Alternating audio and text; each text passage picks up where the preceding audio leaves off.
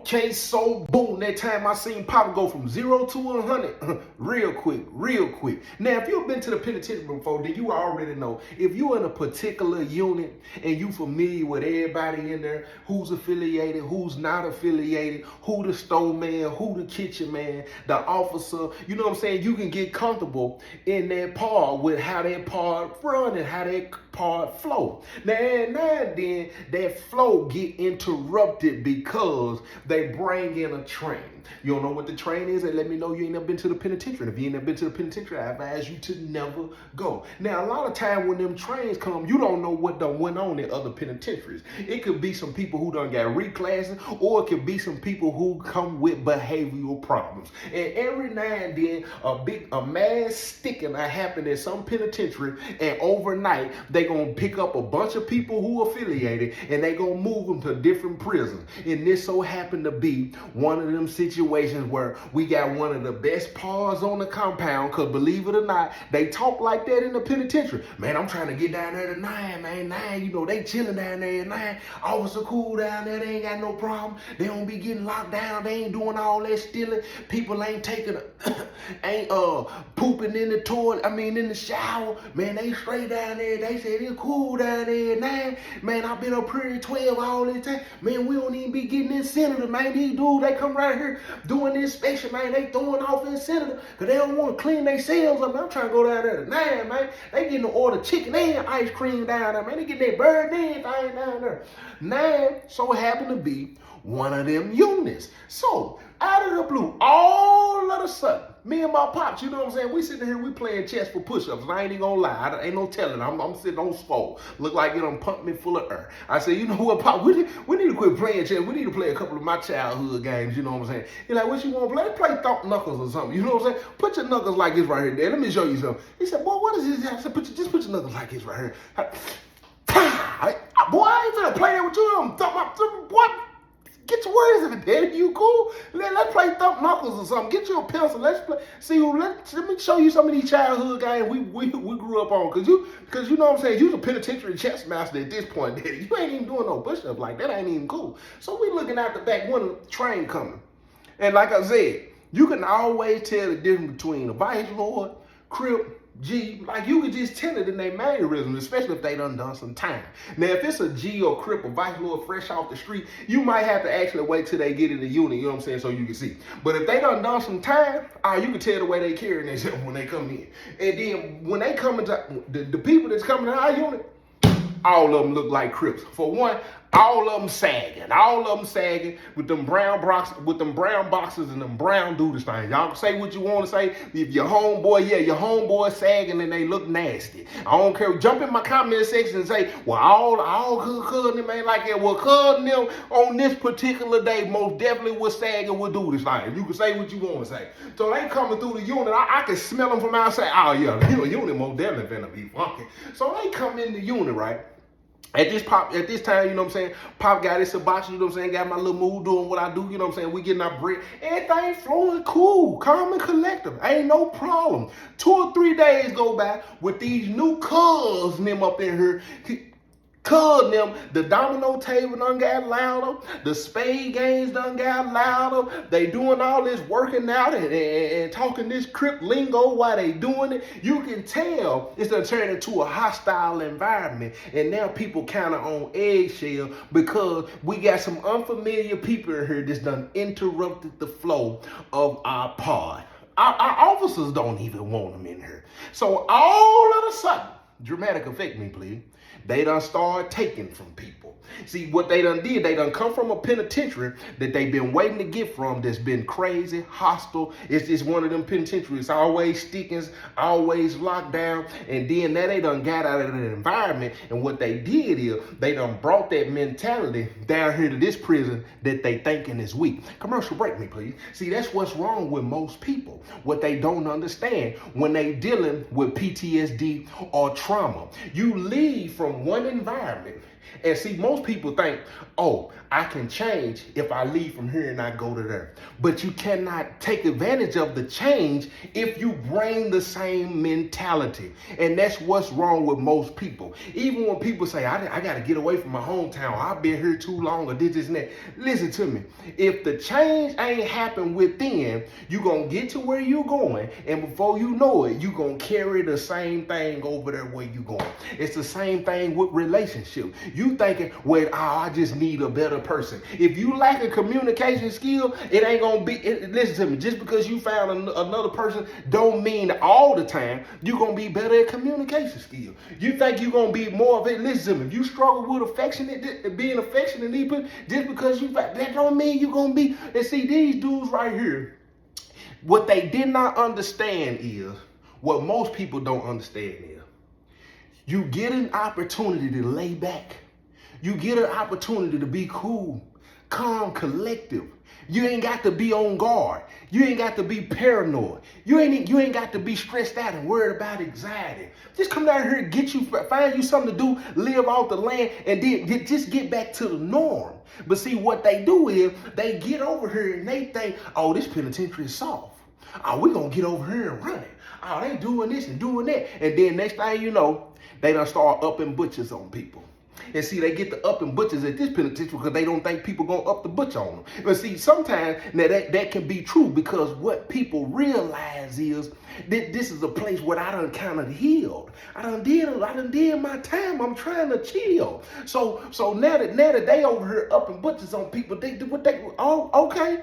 Keep playing them reindeer game. You seeing them people go out here to the back door, get that commissary. They going in their cell. You seeing who getting what. And then when the officers leave out from serving the commissary, you going in the cell and you up in butchers on people. Your name gonna start ringing. When your name start ringing in the penitentiary, guess who gonna start hearing about you? Them old heads. When them old heads start hearing about you, listen to me. You finna roll one way or another. Either it's gonna be by force, or they gonna go down there and tell the police, and you'll never know who done it. And next thing you know, you back here on penance investigation. And by the time you get out, you at a whole nother unit. You'll never come back down here and mess up the flow for these old heads, because them old head threats is them old head threaten administration completely different than them young dudes that come to penitentiary. See, them young dudes, they off the top. Man, I got 2 life sentences. I don't even care nothing about none of it. See, them old heads, they operate different. Man, man, I've been down here for a minute, man. Man, that unit, man, used to be.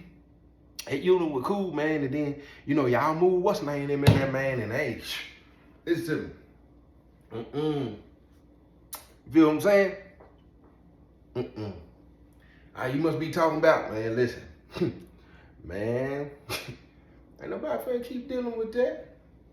Next day, listen, they don't want no problem with them. You finna get up out of there. You finna roll. So when me and my pops in the cell playing chess one day, somebody, pop, pop, pop, pop, pop. They knocking on the door all aggressive. My daddy, what's up? I said, hold on, we might need to be quiet real quick. They might not even know they might not need to know we in here. You know what I'm saying? I said, man, what's up? Hey, what Big Joe in, man? I need to holler at Big Joe real quick. Man, GB the reason. Man, GB the reason, he ain't the phone no more. He retired. He said, man, see who it is real quick, boo. Couldn't even tell who it is because of a high-pitched voice. So I get up, go to the, that big, bless his saying, hey, big, close the door right quick, little Joe T. I said, man, what's up? Everything straight? He said, man, cousin done ran in over on Titan, man, and jumped on Titan. My daddy jump up immediately. Listen to me. One thing for sure, 2 things for certain. My daddy's stuff some of that stuff is over there. My daddy reached it. So who jumped on Titan? He said, man, cousin, them such and such on kitchen, man. Put your shoes on, boo. All right, then. He said, what happened?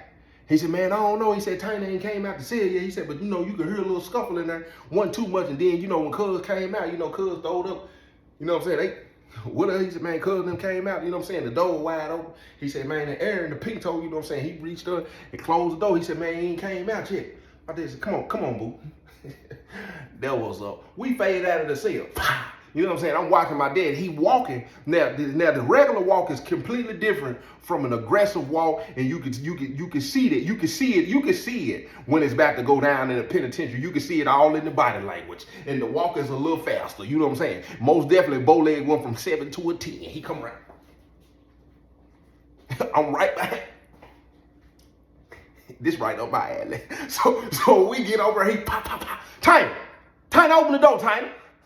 Hold on, Daddy. You need to calm down. It's already, you know what I'm saying? People already looking like people kind of know what's going on. And whoever done did whatever, they see us walking over here 9 times out of 10, right? So Tiny opened the door. When he opened the door, he leaking. He leaking a little bit. He said, man, what's going on? Close the boot. I'm finna close the door, Dad. What you thought? I'm gonna leave it open? Close the door real quick. Boom, man, bless his hell. I said, man, he said, man, what's going on? Aaron said, man, I've been telling him, Big Joe, not to be dealing with them dudes, man. Them dudes is getting high. Them dudes is shooting dope and doing this, doing that. He said, man, shut up. He said, what's going on, Tiny? Man, I'm gonna take care of it, Joe. Don't even worry about it. I'm gonna take care of it. I'm gonna take care of it. My dad, man, put that there. He said, man, what's going on, Tiny? He said, man, they ain't coming here, man, and you know, they came in and pulled them things out. He was like, man, I just went on and gave it to him. Gave what? I said, yeah, gave what? He said, gave what? He said, man, it wasn't them 5, 6 boxes. He said, I went on and gave him what I had in my pocket, man. He said, man, them young dudes, they come in here. He said, so they done took something? He said, I'll tell you, though. He said, don't worry about it. He said, man, I'm gonna take care of that, Joe. He said, man, you ain't got to worry about that if I got to pay you for it. He said, no. He said, Tiny, you know that ain't how it go. All that time we done did it. He said, man, you know how it go, Tiny. He said, they didn't take nothing from you. He said, they took something from me. He said, that regardless if they know or not, 9 times out of 10, they do know. Somebody done told them you a pure hole. He said, they ain't take nothing from you. He said, they took something from me. He said, come on, boo. I said, all right. We walked back out of the cell. When we walked back out of the cell, soon the folks was already standing at the corner down there. They were like, man, what's going on, Joe T, man, everything straight? He said, man, y'all step in the cell real quick with me. He said, boo, go down there to cell 2. He said, man, tell him I said, give him that. I said, who in cell 2? He said, just go down there. He said, just go down there and tell him I said, give you that. I said, all right. So I fade down to cell 2. My dad and folk, them going to cell, you know what I'm saying? I go down to cell. What's going on? I said, it's Lil Joe. I said, I need to holler at you real quick. Oh, come on in, Lil Joe. Man, bless his head. He said, man, what's going on? I said, my daddy told me told me to come down here and holler. He said, he told me to get that. He said, Big Joe straight? I said, yeah, everything straight. He said, he don't never ask for that. I said, I don't even know what it is. I said, what's up? He said, hold on real quick. I said, I'm gonna turn around, but go do what you gotta do. You ain't like I care about your little spot in here, whatever. Man, he pulled the 2 butchers out. He said, here. He said, man, tell Big Joe if he need me. I said, Big Joe probably needs you to bring that up there to him, cause I didn't know nothing about this right here. I've been here a couple of months. He ain't never told me we got some butcher knives on deck. He never told me that. And he know for a fact, and just like him and the folks and everybody else know, Joe T don't carry no butcher knives. I don't even do that. He said, well, whatever I need to do. I said, man, come on, give me the knife. I said, man, if he think, because this is 2 knives. I said, if he think I'm gonna stick on somebody with him, he the one with 2 life sentences. Dad, I'm not gonna do life with you. I'm not gonna call home and tell mama, yeah, we had to do this. You know what I'm saying? Dude done took something from somebody, one of my daddy flunkies who go with a pink toe, and we done had to butcher him. You know what I'm saying? Yeah, I'm probably gonna get a life sentence. No, I ain't gonna do that. I'm gonna take him up there though. He find him a child partner, ain't gonna be me. So I fade on back up to the cell, right? When I get in the cell, my dad is standing up, you know what I'm saying, and he explaining to the guys, you know what I'm saying, whatever Tiny just told him. So the guys saying, you know what I'm saying, they were like, what you need us to do? You know what I'm saying? They were like, you need us to say, you know what I'm saying, that belong to us, you know what I'm saying? He was like, nah, my dad said, nah, I ain't finna do that to y'all. That belong to me. He said he gonna give that back on the strip, but it belonged to me. So I'm watching my pops, right? And I ain't gonna lie, this is most definitely a monumental moment, you know what I'm saying, for a son. I hate that we in these unfortunate situation and predicament, you know what I'm saying? But I ain't gonna lie, it was kind of cool to see my daddy get aggressive, you know what I'm saying? He gonna take care of his business. I don't want to get in no trouble, but it's also cool to see, you know what I'm saying? My dad ain't no pushover. You know, all of these war stories I done heard, I only done seen him get in action 1 or 2 times, you know what I'm saying? Other than this one that I'm telling you, he said, no, that belong to me. I ain't finna ask y'all to put y'all neck on the line for me. I'm gonna take care of my own business, man. Dude gonna see what's going on. They done figured out who it was at this point, right?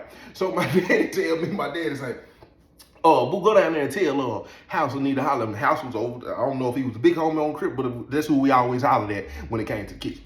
So I go down there, What's going on? Well, I said, man, Joe T, I need to holler at you real quick. At this point here, I need to holler at everybody. He said, oh, come on in, Joe T. Man, bless his house, cuz. What you got going on with your house?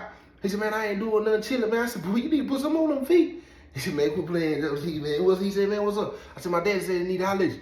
He said, man, just tell him come in. He said, man, tell him come down here and just say him. I said, look, I'm going to give you a heads up. Cuz them tripping. He raised up. What cuz them done did now? I said, hold on, I'm gonna go get him and let him tell you. He said, man, that's crazy. I fade out of the cell. I walk back in. I said, hey, Dad. I said, man, he said, you come down there to the cell, holler at him real quick. So we fade out of the cell. Of course, it looked like the G's is escorting my daddy at this point. And the dude that they done found out, of course, yeah, he do get high, you know what I'm saying? It was verified, you know what I'm saying? He shooting dope and all this and that. It's the same dude been running around here doing a whole bunch of stuff, you know what I'm saying? They done put my dad up on all this. So we fade in house cell. Now, it's 2 or 3 deep, 2 or 3 G's, me and my daddy. So it's about 5 or 6 of us in this cell. So of course, if any kitchen who being alert or that's in alliance with the kitchens, of course, they gonna come up to the cell to see what's going on. So as my dad up here explaining again, like, look, I understand how y'all getting down, you know what I'm saying? Y'all rebels or whatever y'all do. My daddy running around, he said, but that belonged to me. He said, I want to see him. I said, my dad? He didn't say, boo. He didn't say my son. My daddy said, get him up here. We can resolve this. What did he give me? He ordered that. He was like, I got to see him. I said, so my daddy finna get a one-on-one? Man, get for real. So my house, while we in there talking, they pop. Hey, cuz, you cool, cuz? He like, all right, y'all, come step in. We in the corner cell, so it's big. They faded and said, pow, what's cracking, cuz? Bless his house. What going on, cuz? What cracking, cuz? 2 or 3 of them come in, right? Then the dude who done it come in. What cracking, cuz? Everything straight, cuz? As we looking, my daddy, when I went in the cell, I forgot to say, I did. My daddy he do got the butcher, right? He do got the butcher. So as we sit there, and dude, what's cracking, cuz? My daddy off the top. Oh, you gonna have to get it back. He said, what you talking about, cuz? He said, oh, that down there? He said, what you did earlier? He's like, oh, that belonged to me. He was like, I don't care how you supporting your habits or whatnot. He was like, but that right there, oh, that belonged to me. And that ain't just how it go over here. He was like, oh, I ain't getting nothing back, cuz. He confirmed it. Right off the top, my daddy said, hey, Hal, I got to see him. He was like, man, you ain't trying to see nothing, cuz. My daddy pulled the butcher out. When my daddy pulled the butcher out, he handed to one of the guys. I said, what kind of move is that? He pulled the butcher out, handed to one of the guys. He tell the guys to step out. Boo, stay right here. He tell the guys to step out of the cell. Hey, you sure, Big Joe? He like, yeah, I'm good. Y'all step out real quick. He was like, I'm going to holler at cuz them real quick. Now, the kitchens, everybody respect my daddy. You know what I'm saying? Everybody respect, you know what I'm saying? Everybody respect my daddy. You know what I'm saying? We really ain't familiar with this dude. You know what I'm saying? He is kitchen and they got to secure him or whatever the situation is. So I'm standing here and I'm thinking, man, we most definitely about to catch a charge. So when we standing there, my daddy was like, look, check this out. Now, if you trying to get you some money, I ain't tripping on helping you getting. I was like, he finna cow it out. He was like, nah, I ain't tripping on none of that. He was like, but that right there, I don't know if you knew that belonged to me. He was like, but that belonged to me. He was like, it may look like you took it from him. He was like, but ain't nobody never took nothing in the penitentiary from me. He was like, I've been in here 25 plus years. He was like, and I understand, you know what I'm saying, you got to do whatever you got to do to survive in here. He was like, but look, check this out. That you going to have to get that back, cuz. He was like, man, as soon as he said, he made an indication that he wasn't finna give my dad his stuff back. He got on his blue penitentiary blue shirt. It's 2, 3 other kitchens in here, the big home own kitchen house. I'm standing off to the side. As soon as he made an indication, as if he wasn't finna pay my daddy back, my daddy grabbed his shirt, pull it over his head, pull his knife off of him, spin him around, and put the butcher on him. He said, you ain't got a choice. And so when kitchen them did everybody, he was like, look, check this out. He was like, man, look, I know this y'all homeboy and whatever, my daddy got. I know this y'all home, but whatever, listen, that ain't how it's going down right there. You don't understand. I got 2 life sentences in here. I can end your life today. I don't know how much time you got. I don't know. I said, no. Now, we ain't in nobody's life while I'm in here. You gonna wait till you should have told me to leave out with the guys. But it turned into a whole lesson. But I'm gonna tell you something. In it, they didn't make no move. The Crips, it was shocking to see that didn't none of the Crips move because really it was the rapport that my daddy had. Now, it's only been a couple of times where I done seen somebody's status override the affiliation. And this is one of them, because it was number 2, 3 of them in there, you know what I'm saying? Of course, this is the first time, one of the few times I've seen this is somebody's status and character overriding the affiliation. He telling them, man, y'all need to tell your homeboy, I don't need to get down like that. I ain't even, my son is there. I ain't even trying to be in no position like that. Now, I don't know what he got going on, but listen to him. He gonna have to get that back. They tell him right there, man, cuz, you can see Joe, you know what I'm saying? You can see Joe, you just get it back. And I'm sitting there and I'm thinking, they was supposed to ride. They was, now, I don't know what kind of conversation they finna have when we walk up out of here. But all I know is Pops done went from 0 to 100 real quick. So my daddy turned him loose and pushed him. He said, now, whatever you choose to do after this, it is what it is. And at this point, I ain't saying nothing at this point. I ain't gonna lie, I'm kind of spooked because we in here with a couple of other kitchens and clearly they got knives on them. So I'm standing here and I'm like, he said, now, whatever you want to do after this, that's on you, cuz. He was like, but look, like I told you, I've been gone 25 plus years, man. He was like, man, I could have done it to you just that quick. You sitting here running your mouth. He was like, man, that's cool. He was like, I already did my time when I was young. He was like, well, man, you gonna have to give that back, man. You gonna have to give that back. Guess what he do? All right, I'm gonna do that. I'm gonna do. And I'm looking at him like, it's really only right. Then that's what my daddy tell him. Man, just come holler at me sometime. You know what I'm saying? I don't even move like that. You could ask your homeboys. I ain't that type. I just know when somebody takes something from you in the penitentiary, if you don't stand up and do something about that, they gonna continue to think they can take something from you. And I ain't saying because you getting it back, it makes you any less of a man. I just don't want to be in no situation where we at odds. Why would I be? I don't even know you. You don't know me. You know what I'm saying? This system is designed for that. It's designed for us to be at odds and stick on each other, go to the hole, be away from our families longer than we gotta be away from our families. All for what? What you get, 4, 5 Suboxone? That ain't nothing. You can hustle up on 4, 5 of Suboxone. What we look like crashing out right now and going to do 2, 3 years on maximum security. He said that's what they want us to do. He said I did all that when I was your age, when I first come in the penitentiary. He said, man, the first time, he said, man, I caught one of my dad going to story time right now. I done heard this story before. He said, man, the first time I put my nose in some business I ain't had no business in, he said, man, I caught a dude messing with a boy. He said it was one of the guys. He said by the time I walk up and try to tell him, man, what's up? What you got going on? He said, man, he grabbed me. He said he was in the bathroom, slammed me down on the ground, head butted me and told me. He said, man, you don't understand. He said, man, you don't put your nose in somewhere where you ain't got no business in the penitentiary. He said, do you understand me? Now I'm wondering, like, what this lesson got to do with anything? I said, dang. But what my daddy was trying to explain to him is, in some situations, you ain't got no business fooling with that. Just that quick, you know what I'm saying? It could have went completely left because the guys was going to ride with daddy. They was already willing to say that it was theirs. And if the Crips didn't get back 9 times out of 10, they were willing to crash. There's some situations you got to pick your poison. You got to know who you dealing with. You thinking you just finna come over here and take something just on the strength because you Crip, and somebody might have told you it belonged to my daddy. They probably told you my daddy was retired.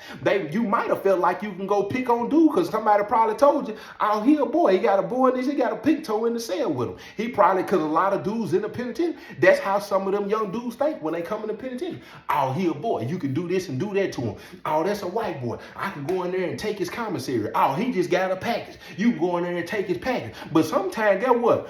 You shouldn't be judging a book by its cover because you never know what you finna run in here and get. You think, oh, yeah, I can go in here and take that from him. Guess what? The white boy probably gonna give it to you. But then that's the same white boy be waiting for you to come back from child. 3, 4 days later, he done called home and told his people, get ready to load my books up because I'm finna get me one. And then you would turn around and say it was a race issue when really it was you. And then when you come in, he done and then took out running on the yard. And it is what it is. Sometimes you gotta pick your poison. Whether he knew or not, you just picked the wrong one. And sometimes you got to humble yourself. I done had a situation in a penitentiary before where I realized, you know what?